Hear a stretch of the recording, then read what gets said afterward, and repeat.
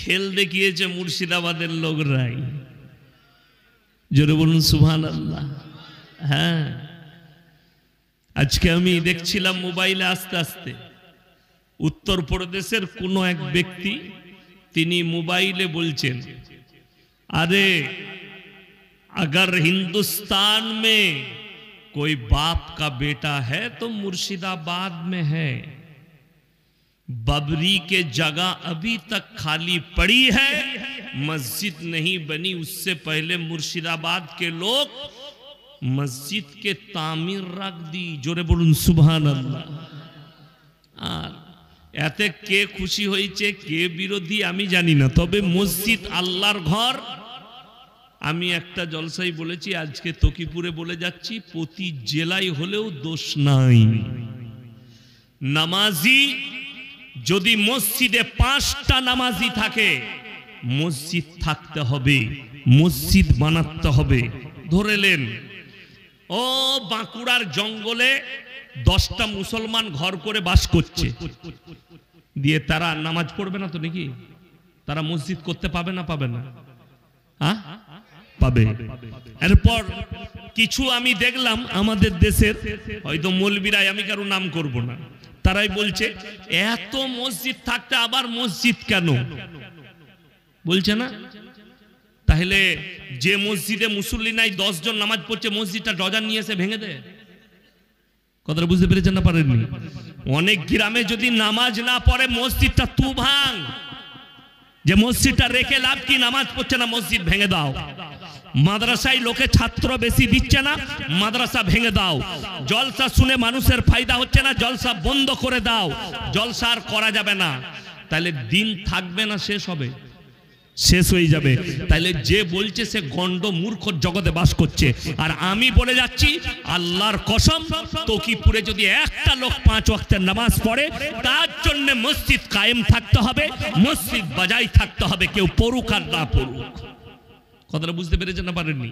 একজন নামাজ পড়লে তার জন্য মসজিদ থাকতে হবে, অসুবিধা নেই।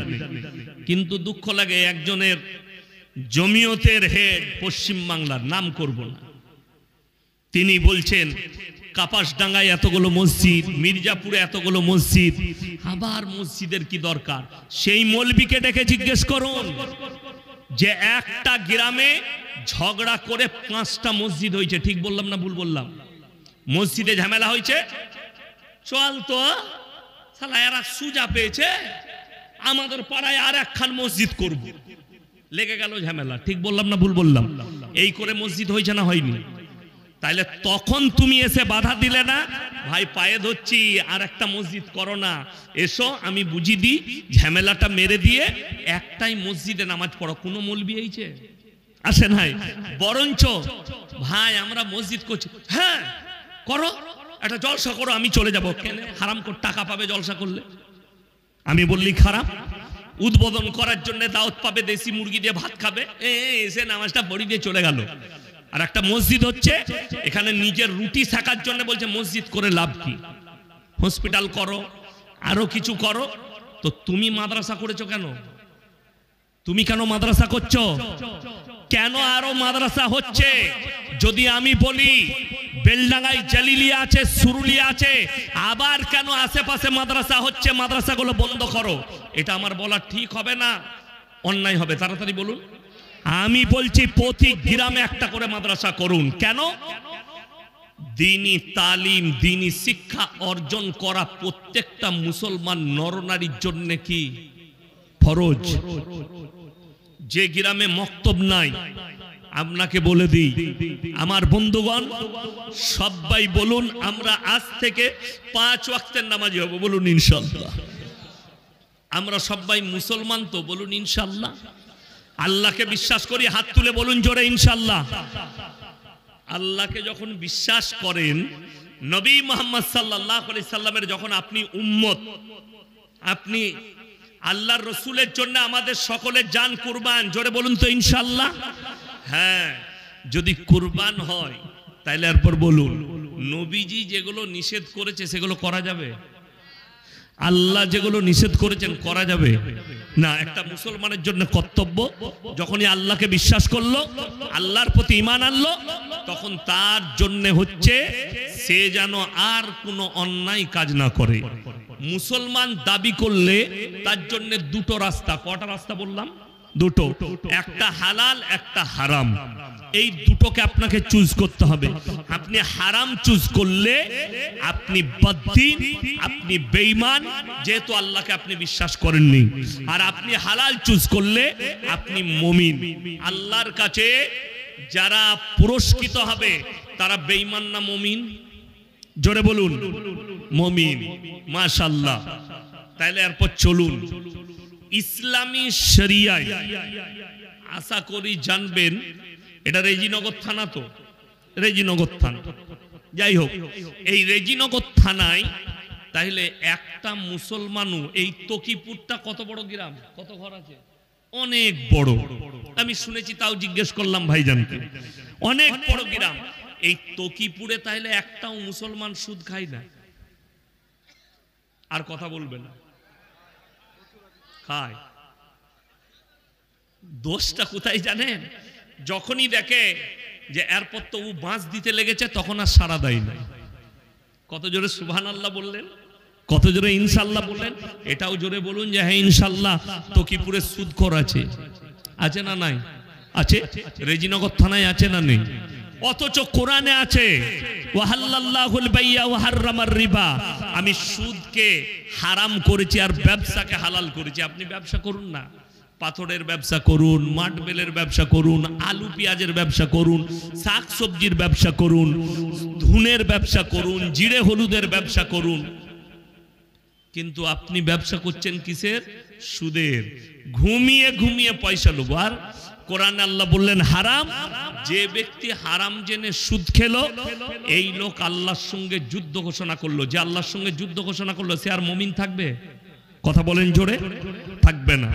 নাম্বার 2, নবীজি সাল্লাল্লাহু আলাইহি সাল্লাম বললেন, যে ব্যক্তি হারাম জানার পরে সুদ খেলো, নিজের জন্মদাতা মায়ের সঙ্গে 36 বার জিনা করার সমান পাপ করলো। বলুন নাউজুবিল্লাহ।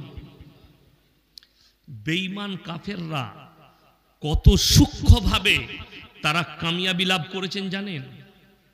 আমাদের এত জলসা, মসজিদে এত বয়ান, এত জলসা শুনছে মানুষ, এত মোবাইলে জলসা শুনছে, তারপরও বেঈমান কাফেররা কামিয়াবি লাভ করেছে। কেন? আপনাকে বলি, তারা চেষ্টা করেছে প্রতি বাড়ি বাড়ি সুদ ঢুকিয়ে দাও। আশা করি আপনাদের এই তকিপুর গ্রামে বন্ধন লোন, গ্রুপ লোন নাই? আছে। এখন গোলমাল কোথায় জানেন? এই বয়ান করলেই মেয়েরা আমাকে গাল দিবে।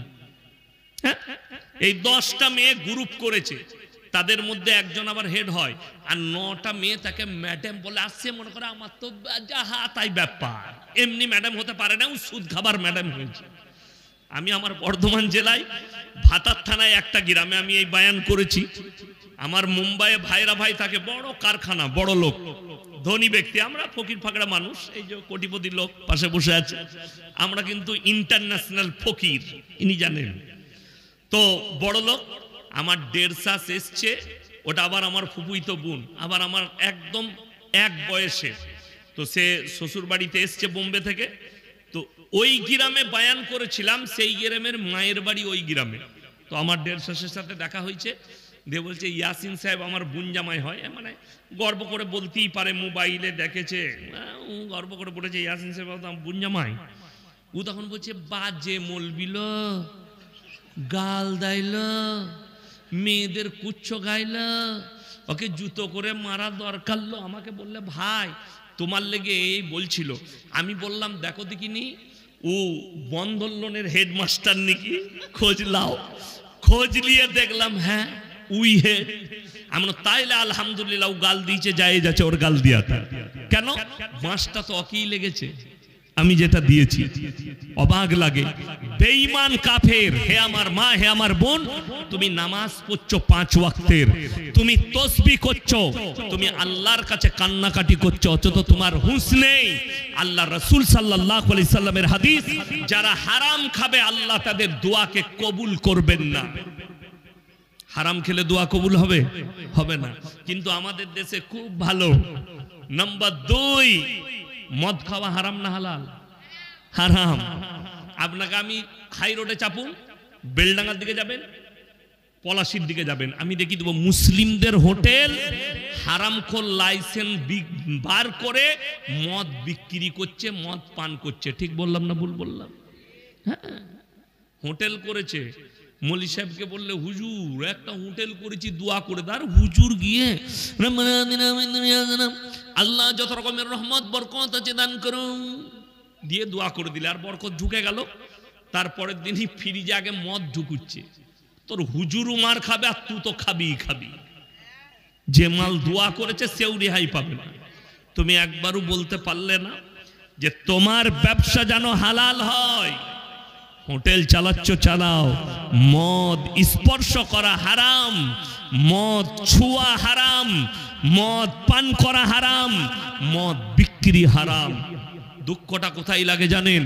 আপনি মুর্শিদাবাদ, নদিয়ার কৃষ্ণনগর, মালদা এবং দিনাজপুর এই 3টে জেলার জেলগুলোতে যদি যান, সব মুসলিম ছেলেরা জেলের কুঠরিতে আছে, যুবক ছেলেরা। কেন? হিরোইন পাচার, গাঁজা পাচার, আফিং পাচার, মদ পাচার, 2 নম্বরই কাজে সব মুসলিম যুবকরা।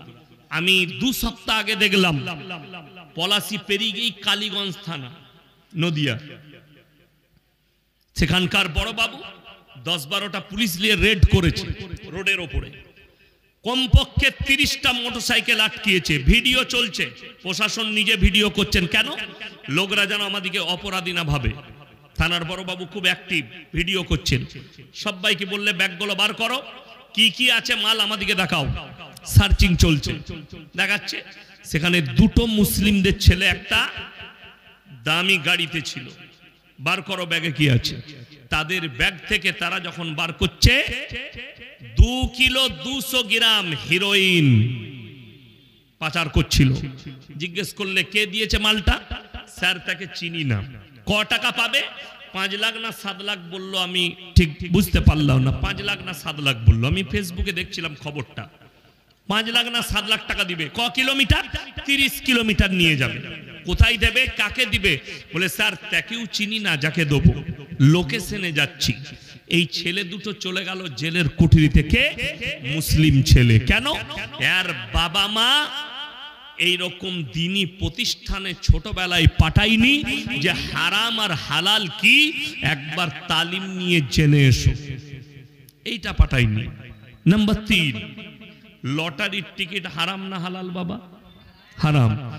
রেজিনগর বাজারে দেখাবো মুসলিমদের ছেলে টেবিল লাগিয়ে লটারি বিক্রি করছে। ঠিক বললাম না ভুল বললাম? কাটছে মুসলমান, বেচছে মুসলমান। আমার বাজারের নাম হচ্ছে গলসি। একজন টেবিল লাগিয়ে মুসলিমদের ছেলে লটারি বেচছে, সে তো হারাম কাজ করছেই করছে। টেবিলে আবার দেখছি পাথর চাবড়ির আর আজমিরের ছবি লাগিয়ে মালা চাপিয়েছে। আমি বলি এগুলো কি? খাজা বাবা বরকত দিবে। আমি বলবো লটারিতে খাজা বাবার বরকত, কত দামি জিনিস। লটারি বেচছে, খাজা বাবা বরকত দিবে, ওই জন্য ফটো লাগিয়ে রেখেছে, মালা চাপিয়েছে। দুঃখটা ওইটাই। লটারিওয়ালারা মসজিদে জুম্মার দিনে আসে না? আসে না? কথা বলেন। নামাজ পড়ে একদম আতর লাগিয়ে, জান্নাতুল ফিরদৌস আতর লাগিয়েছে, ফার্স্ট কাতারে হযরত বসেছে লটারিওয়ালা। বাপ নাম রেখেছে আতর আলী, আর বগলে গুয়ের গন্ধ। কথাটা বুঝতে পারেননি? আমি উদাহরণ দিলাম। বাপ তার নাম রেখেছে আতর আলী, নামটা তার মুসলমান, নামটা তার আব্দুর রহমান, নাম তার আব্দুল জব্বার, নাম তার সত্তার, নাম তার রহিম, কিন্তু হারামখোর কারবার করে হারামে দিয়ে নিজেকে মুসলমান বলে সে প্রকাশ করছে সমাজের বুকে। আজকে তো দুঃখ লাগে, সারা জিন্দেগি সুদের উপরে জীবন কাটিয়ে মারা গেল, বললে অসুবিধা কিচ্ছু নাই। আমাদের দেশে জান্নাতে যাবার 2টো লাইন বার করেছি আমরা। কটা বললাম? দুটো। একটা হচ্ছে এই যে জলসায় আমার আগে রিয়াসতুল্লাহ সাহেব বাবাজি আদায় করছিলেন না, করেননি? করছিলেন, টাকাও দিচ্ছিলেন। এখন আমরা মৌলী সাহেবরা জানবো কি করে কে কি কারবার করে? আপনারা সবাই আমাদের কাছে মুমিন ভাই, যখন এসে জলসা শুনছেন। এখন একজন এসে সুদখোর বক্তার হাতে 2000 দিল, আর বক্তা সাহেব আহারে বান্দার কোথায় বসেছিল আর ছিল কি না ছিল 2000 দিল, দিয়ে তাকে জান্নাতে ভরে দিলে। সে দেখলে এক থেকে ভালো জান্নাত আর কোথাও নাই। এই তো হুজুর জান্নাতে ভরে দিলে আমাকে, চালিয়ে যা, সুদ ছাড়বে না। আর দ্বিতীয় নম্বর, খালি মরলে হচ্ছে মিলাদ, হয় না? কথা বলে না? 40 দিনে মিলাদ খানা করে গরু জবাই করে মুসল্লিদিকে খাই দিলাম, পাড়ার লোক খেয়ে নিল, আর বর্ধমান থেকে হুজুর এসে মিলাদ পড়িয়ে দোয়া করে চলে গেল, বলে একদম জান্নাত রেডি। তো ও তো জান্নাতুল ফিরদৌস ছাড়া হুজুর কথাই বলে নাই। আল্লাহ জান্নাতুল ফিরদৌস আলা মাকাম দাও, আল্লাহ কবরটাকে নূরুন আলা নূর করে দাও, ফুলের বাগিচা বানিয়ে দাও। হারামখোর কবরে সুরে ছানা হয়েছে, দেখবা কবরটা খুলে সুদ খেয়েছে, আর তার কবরটা গোলাপ ফুল দিয়ে ভরবে, আল্লাহ নূর দিয়ে ভরবে। অবাক লাগে, জিন্দগি ভোর সুদ খেলো, সুদের উপরে জীবন কাটালো। যে আল্লাহর সঙ্গে যুদ্ধ করেছে সেই লোক মুমিন হতে পারে ইমানদারির সঙ্গে? বলুন না, সেই লোক মুমিন হতে পারে না। আর যারা মনে মনে ভাবছেন হুজুর জান্নাতে তো যাবেই, মৌলবীদের দ্বারা জান্নাত তো দূরের কথা, ইমানদারির সঙ্গে বলুন তো আপনাদের সাথে আমার সম্পর্ক কিসের? রক্তর? কথা বলে না? রক্তর না, খালি দুটো সম্পর্ক। একটা হচ্ছে ইমানি সম্পর্ক, সেটা হচ্ছে এক মুমিন আর এক মুমিনের ভাই ভাই, জোরে বলুন সুবহানাল্লাহ।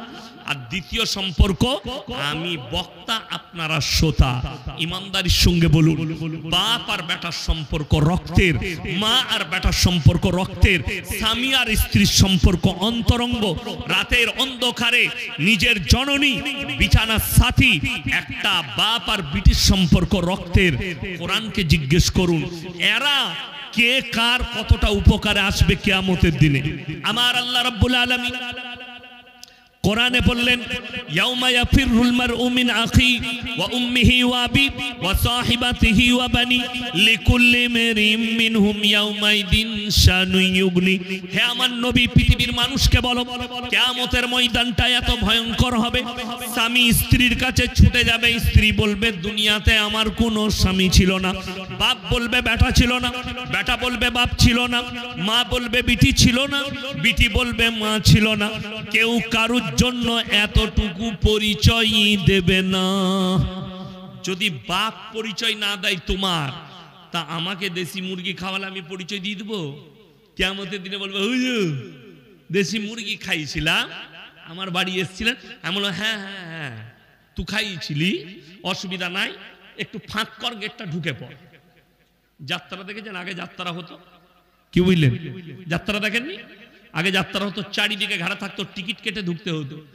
একজন সম্পর্কে চাচা হয়, চাচা টিকিট নাই? বলে না, সব হাউসফুল হয়ে গেছে। চাচা একটু ঢুকার লাইন করা যাবে না? বলছে ভাই চিন্তা করছিস কেন, টিনটা একটু ফাঁক করে ভেতর দিয়ে ঢুকে পড়। তা আপনি বলবেন হুজুর এই তকিপুরে এসেছিলেন, কলা আঙ্গুর বেদনা দেশি মুরগি, একটু লাইন হবে না? বলে হ্যাঁ লাইন হবে, ফাঁক করে জান্নাতে ঢুকে পড়। নাকি ঝাঁটার জুতো খাবি, আর যে মৌলবি তোমাকে ঢুকাচ্ছে সেও মার খাবে। কষ্টটা ওইটাই। আপনি মনে করছেন ইয়াসিন সাহেবকে দিয়ে দোয়া করিয়ে চিরজীবন সুদ খেয়েছে, তাকে জান্নাতে ভরে দেবো, ওই লাইনটা আমার আল্লাহর কাছে নেই।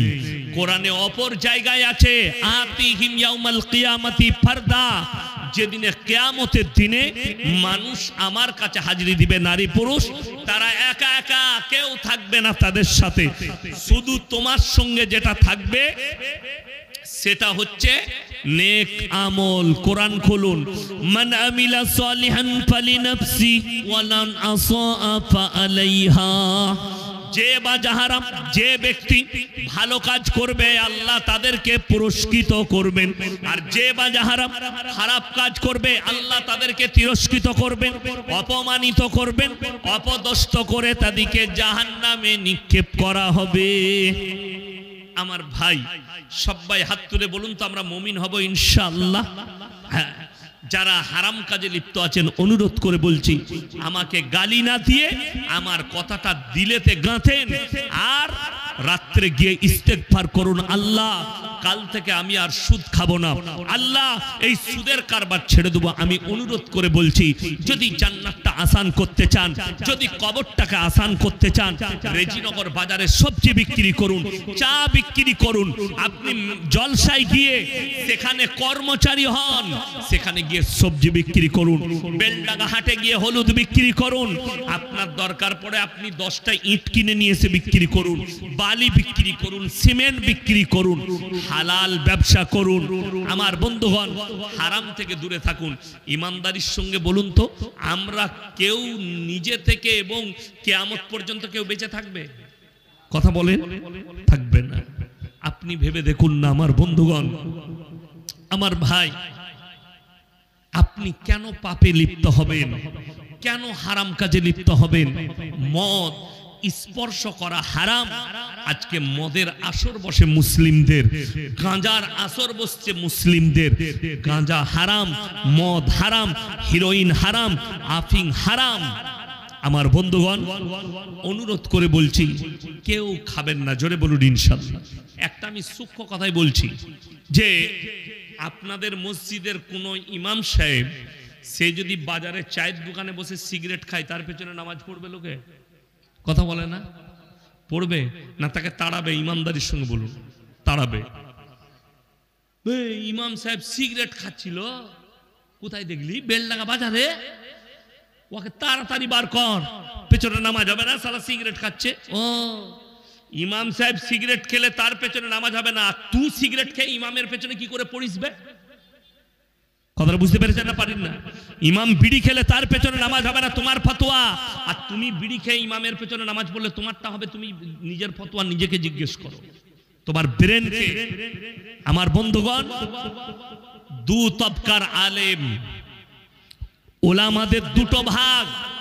এক তবকার আলেম বলছেন মুফতি ইসমাইল তালवी, তিনি বলেছেন बीड़ी सिगरेट वगैरह सब हराम है क्योंकि इससे अपने बदन के बड़ी नुकसान होती है। প্যাকেটে লেখা আছে ক্যান্সারের কারণ, লেখা আছে না নেই? লেখা আছে ক্যান্সারের কারণ। আপনি নিজের জীবনের ক্ষতি করতে পারেন না কেন? আল্লাহ যে জীবনটা আপনাকে দিয়েছে এটা আপনার নিজস্ব নয়, আমার আল্লাহর দেওয়া নিয়ামত। আপনি অপব্যবহার করে ক্ষতি করতে পারেন না। ওই জন্যই তো সূরা মুমিন যেখানে আছে মুমিনুন, সেখানে আল্লাহ তাআলা ঈমানদারদের আখলাক বর্ণনা করেছে। আল্লাহর কসম, এই আল্লাহ যে মুমিনদের আখলাক বর্ণনা করেছে, এর উপরে যদি মুমিনরা খালি প্রতিষ্ঠিত হয়ে যায়, আপনার জীবনে না রোগ জ্বালা আসবে, আপনার জীবনে না কোনো বিপদ আসবে, না আপনার জীবনে আপনি জাহান্নামের পথ অতিক্রম করবেন।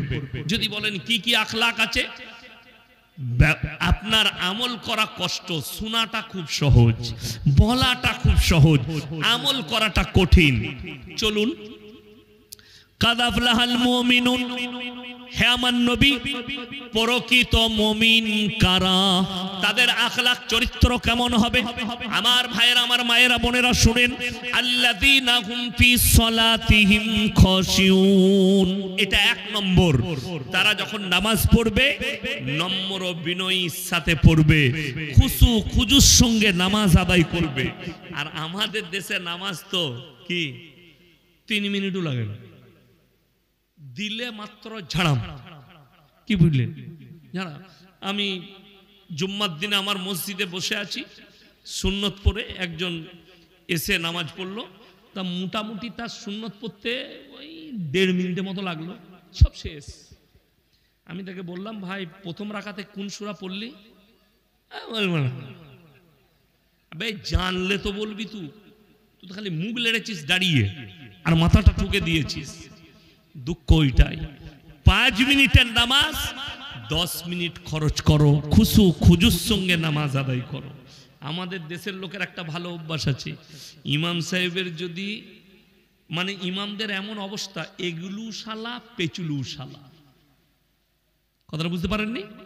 যদি একটু লেট করে দেয়, লম্বা সূরা ধরে দেয়, আপনি যা সূরা ধরেছেন তো পিশাব বেরিয়ে যাবে। ভারতের ইতিহাস তুলে দেখুন, ভারতের প্রথম রাজধানীর নাম হচ্ছে মুর্শিদাবাদের কর্ণ সুবর্ণ। এটা আমি ইতিহাস বললাম, বিশ্ব কোর্স একটা ইতিহাসের বই আছে, সেই বইয়েতে আছে। রাজার নাম ছিল রাজা কর্ণ সুবর্ণ, তার নামে একটা রেল স্টেশন হয়েছে। যদি বলেন তার বাড়ি যদুপুরে চলে যান, উত্তরপাড়া মোড় থেকে ঢুকে এখনো তার বাড়িটা অর্ধেক বেরিয়ে আছে, সরকার ঘেরে দিয়েছে ব্যারিকেড দিয়ে। ছোট ছোট ইটের বাড়ি, অল্প 2 ফুট 2.5 ফুট বেরিয়ে আছে। রাজা কর্ণ সুবর্ণর বাড়ি ছিল ওই যদুপুরের কাছে মুর্শিদাবাদে, আর রাজধানী ছিল কর্ণ সুবর্ণ প্রথম। আজকে বিভিন্ন জেলার মানুষকে জিজ্ঞেস করবেন তো তারা বলে পিছিয়ে পড়া জেলা হচ্ছে মুর্শিদাবাদ, বলে না? আর এই পেছনের মূল ষড়যন্ত্রকারী যারাই রাজত্ব করেছে তারাই মুর্শিদাবাদকে পেঁচিয়েছে, কিন্তু শোষণ করেছে মুর্শিদাবাদকে। রাগ করবেন না, আমি কিন্তু রাজনৈতিক বক্তা নয়, কথা প্রসঙ্গে বলছি। আজকে কিন্তু দুঃখ লাগছে আর খুশি হচ্ছে যে গোটা দুনিয়াকে